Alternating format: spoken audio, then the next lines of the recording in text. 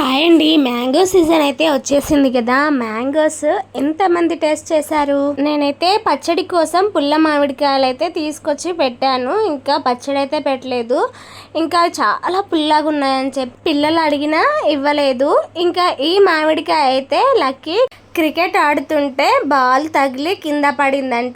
So పక్కనే పెద్ద మామిడి చెట్టు ఉంటుంది, చాలా పైకి ఉన్నాయి. నేను ఎన్నోసార్లు ట్రై చేశాను పడతాయేమో అని చెప్పేసి. ఉగాది ముందు కూడా ఒక్కటి కూడా పడలేదు. బట్ ఈసారి లక్కీ కొట్టిన బాల్ తగిలి మామిడికాయ అయితే పడింది. ఇంకా తీసుకొని వెంటనే షాప్కి పిల్లలకైతే మ్యాంగోస్ అంటే చాలా ఇష్టము.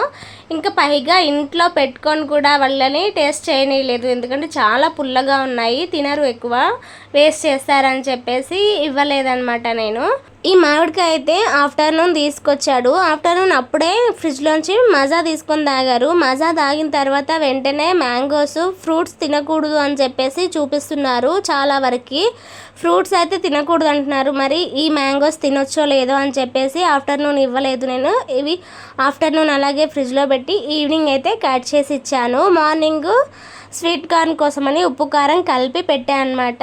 ఇంకా అదే అలాగే ఉంటే గిన్నెలో ఆ ఉప్పు కారం అయితే నంచుకొని తింటున్నారు మ్యాంగోస్.